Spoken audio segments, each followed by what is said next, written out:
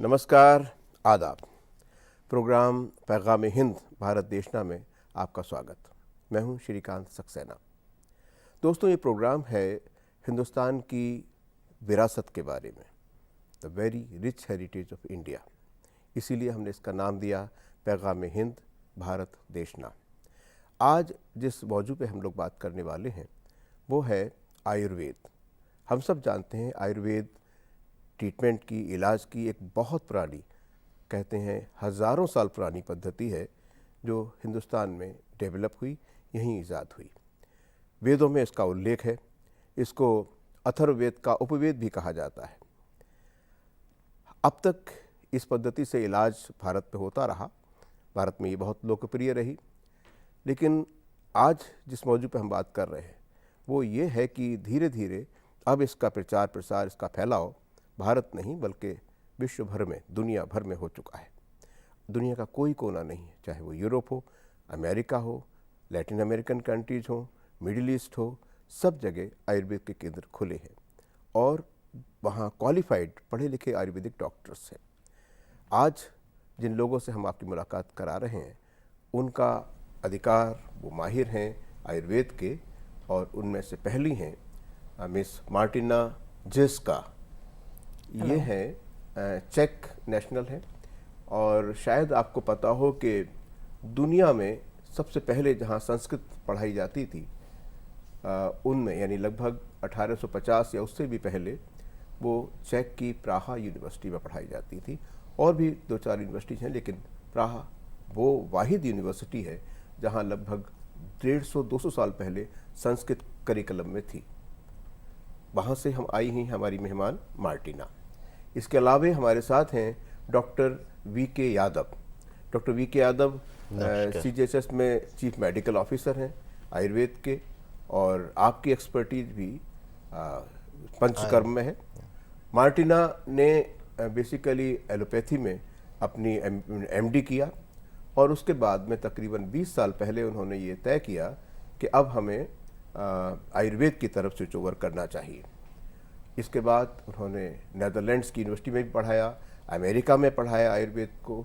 उनका भी पंचकर्म में और आयुर्वेद के अलग अलग तरीक़ों से जो इलाज किए जाते हैं उनमें अधिकार है। तो शुरुआत करते हैं मार्टिना आपसे। तो first thing is, let us share with our viewers, why did you decide to switch over from your MD to Ayurveda, and when did you decide? I was practicing at a university hospital, neurology, which means I spent lots of time in the hospital with my patients. Majority of neurological diseases are slowly evolving. Was So it at Praha?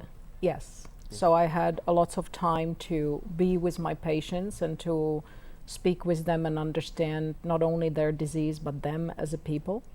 But within the modern medicine, there was no place for how to use this knowledge or even how this would affect their medical condition. So about 2 years after finishing medical school and being in this practice, I stumbled, you can say it was fate, it was chance, who knows, to a lecture about Ayurveda, which was very briefly after all the political change 30 years ago in my country, when the knowledge from the West and different influences come. There it was the first time when I heard about existence of such a system, and it presented with everything as a clinician I needed and I was missing in the Western medicine. Right. It had a place for lifestyle, for individuality, for mind, for habits, and so on. So right from the beginning, it was a perfect match for me. Right. And then I left, moved to the United States, and at the beginning I did not think there is a place I could practice Ayurveda.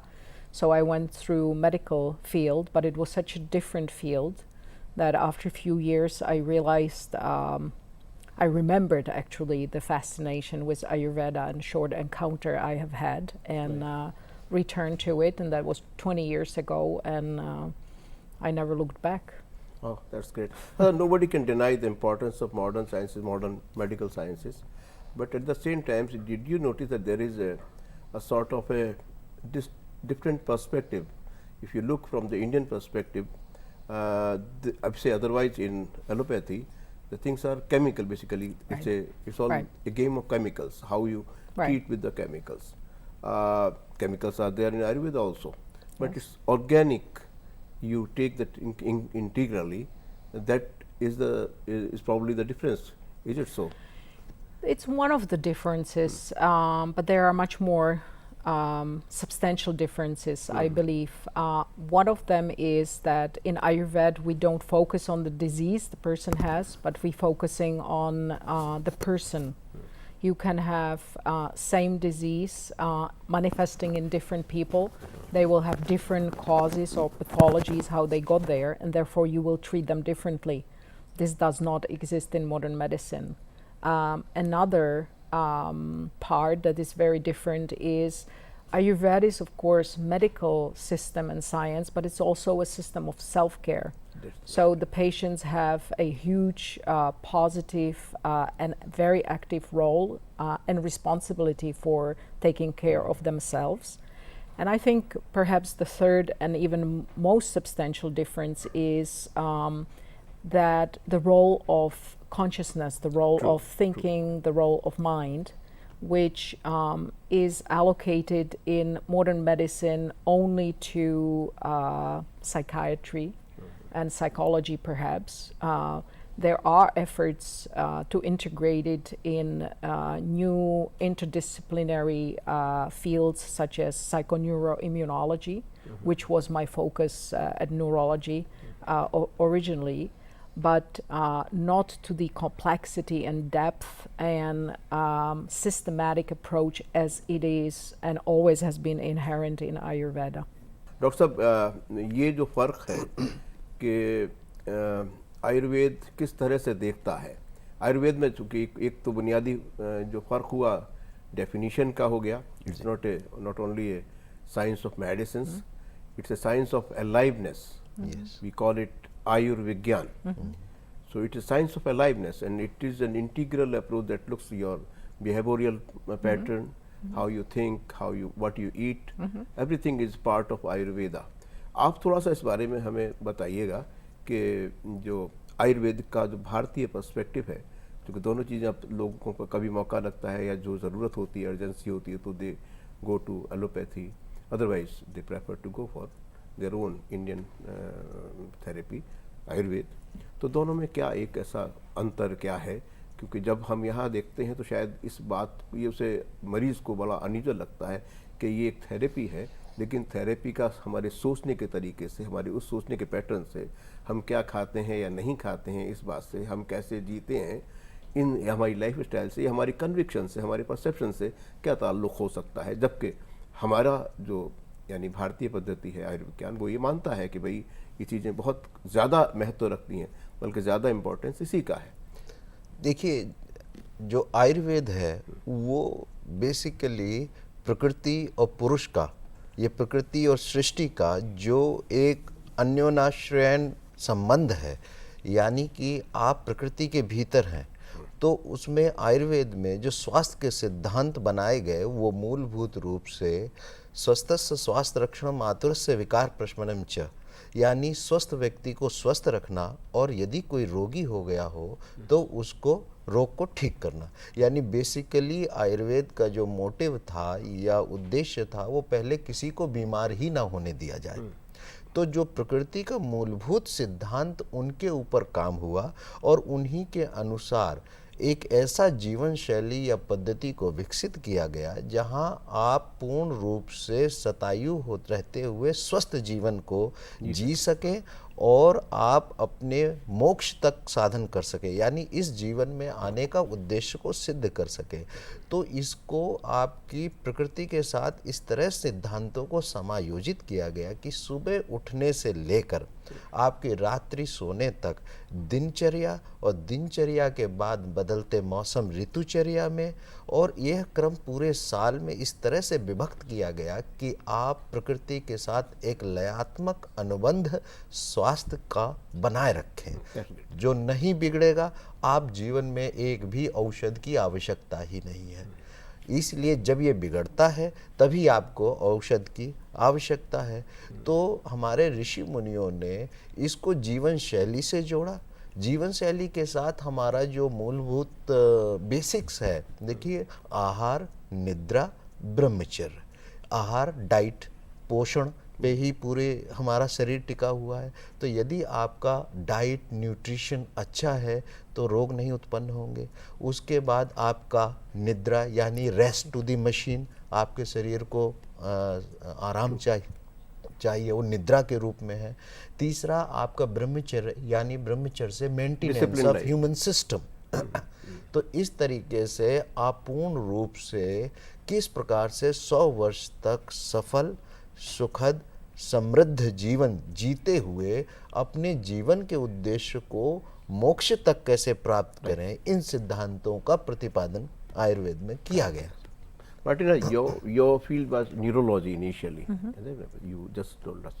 The thing, tell us in neurology, so did you ever come across Indian concept of psychology or psychiatry somehow? Not in my training, although my training was very clinically oriented. And then when I went to the US and started neurology, it was machine based, it was very technologically based, which was not a good fit for me. So I realized my clinical nature, and that's why I returned back to Ayurveda. Bharat में जिन 3 प्रमुख ग्रंथों का हवाला दिया जाता है, श्रीमद् भगवद गीता, दुर्गा सप्तशती और योग Vasishtha. So basically they are addressing the issue of depression. Gita में is an issue of depression of Arjuna. The same thing is in Durga Saptashati, when a king and a trader, they are, the loss they are looting. So the issue of depression is addressed in Durga Saptashati. Third one is Yoga Vasishtha. It is based on the depression of Lord Rama. As addressed by Vashishtha, गुरु वशिष्ठ. तो इसका शायद ये एक आशय हुआ कि जो भारतीय परंपरा है वो इन मुद्दों को, यानी मानसिक मुद्दों को एड्रेस करने में सक्षम थी पहले भी, और इनको इतना महत्व दिया गया, इतना इसको अहमियत दी गई कि इसके ऊपर 3 किताबें लिखी गईं, और वो 3 किताबें भारत की बहुत बहुत मशहूर किताबों के रूप में दुनिया भर में मशहूर हुई. देखिए, जहाँ तक आयुर्वेद की बात आती है, आयुर्वेद में प्रमुखता चरक, सुश्रुत और वाग्भट. ठीक है, ये 3 ग्रंथ रहे, और इनमें जो कुछ बाकी आपने ग्रंथ बताए, इनका निचोड़ ही उनमें आता है. ठीक है, इसलिए जहाँ तक मानस विज्ञान की बात है, मैं समझता हूँ दुनिया में सबसे उत्कृष्ट ज्ञान के साथ साथ ज्ञान ही नहीं, आपकी औषध भी है.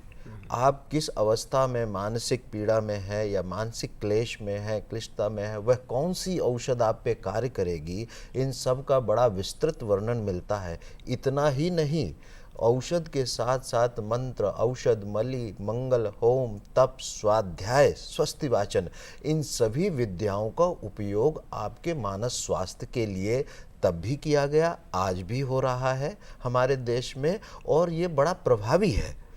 जैसे हम तीर्थ यात्रा करते हैं, मंत्रोच्चारण करते हैं, इन so apart from the medicinal part, yes, he is describing other ways. Yeah. Study, going for pilgrimage, etc., is also part of the treatment. It's a daivya apashra. It's a treatment of bringing the divine force into one's life for sattvic way of manas and living. नहीं, इसमें एक जैसे हमारे यहाँ गृहिणी रोग है, ulcerative colitis एक डिजीज है जो बहुत ही गंभीर समस्या है, और ये सफल पूर्वक सिर्फ आयुर्वेद से ही चिकित्सा की जा सकती है. इसमें इतनी प्रभावशाली चिकित्सा है. इसका इलाज नहीं है. इतना प्रभावशाली नहीं है।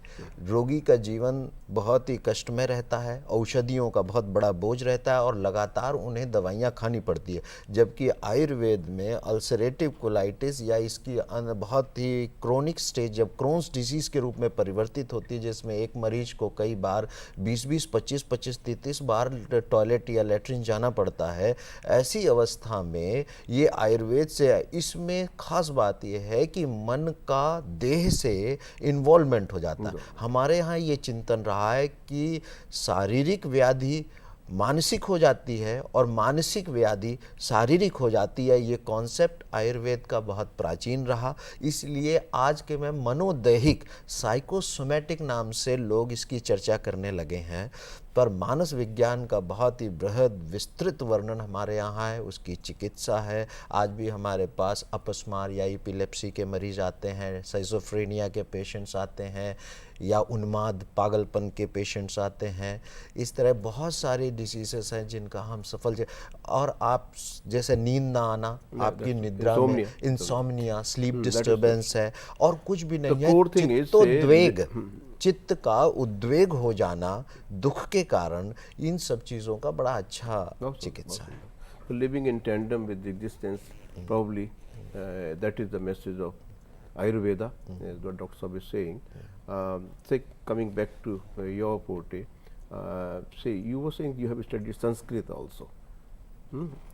So why don't you read something for our viewers from, let's say, any Veda? Which Upanishads you have gone through? Mostly probably Taittiriya Upanishad. Taittiriya Upanishad. Okay. So whatever you like to. There's a very nice invocation for all important aspects of life. It's short, so Right. if I may. Yeah, please. Because Upanishads nor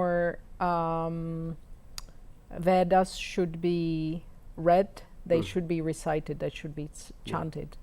So it's not allowed to say it, but Okay. So what about this Patanjali Yoga Sutra?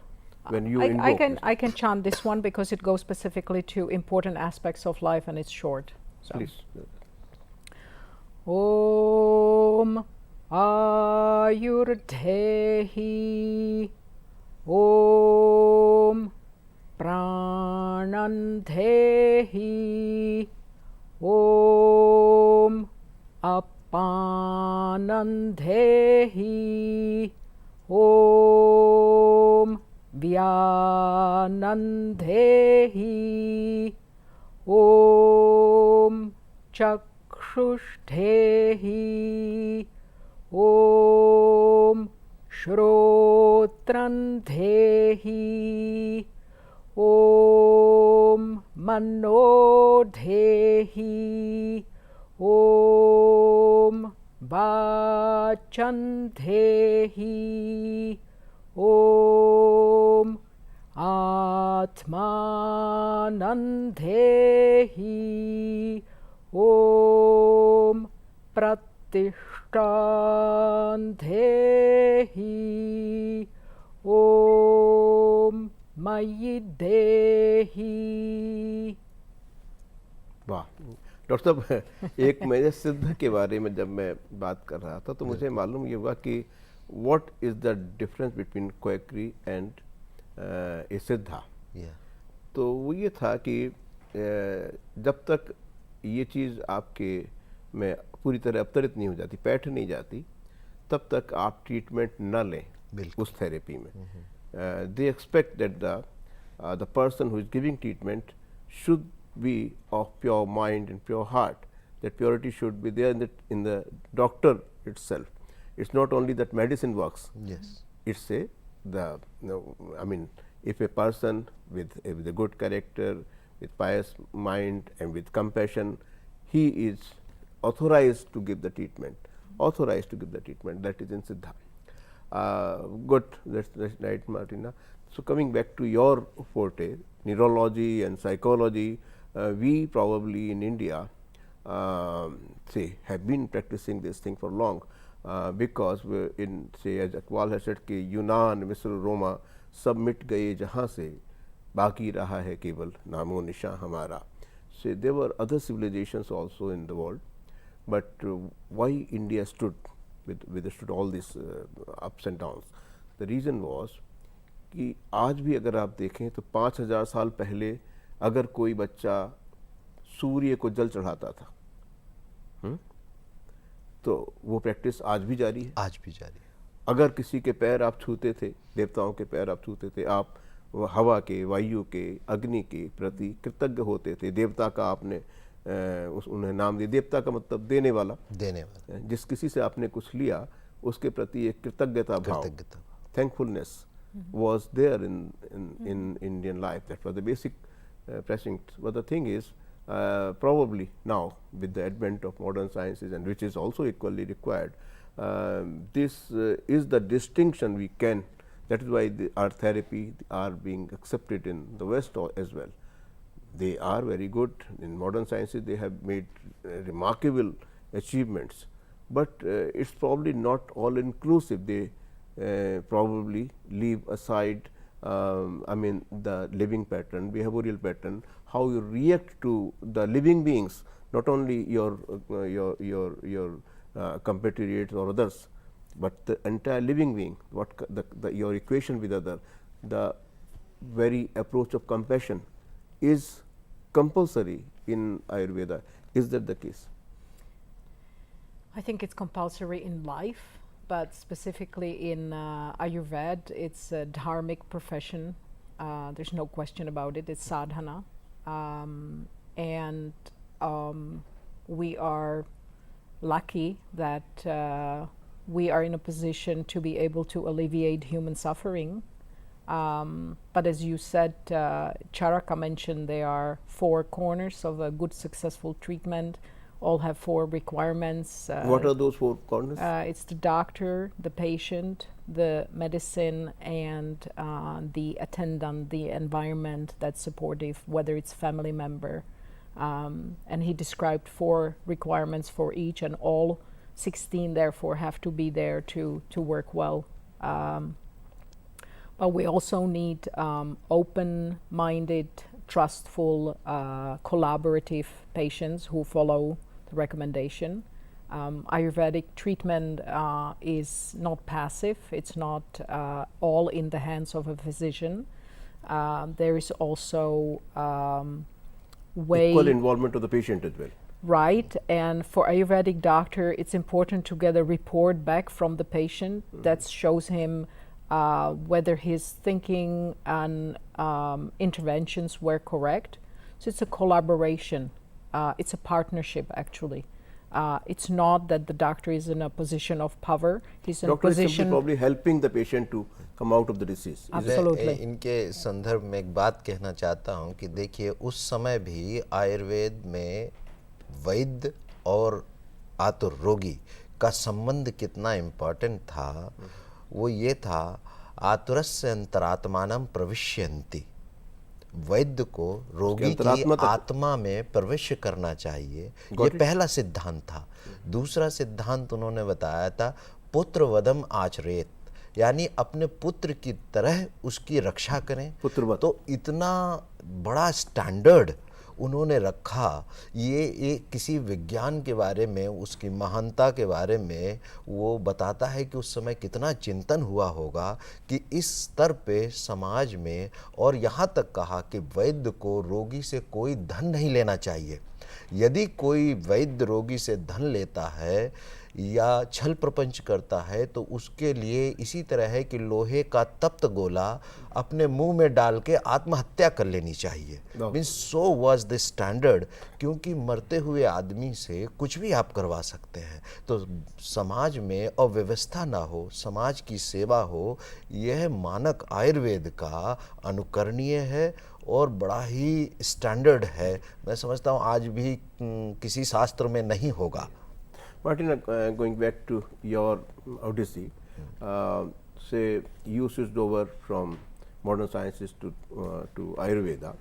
Tell us, our viewers, something about what is the present status of, say, acceptance about Ayurveda, especially in Europe and American countries.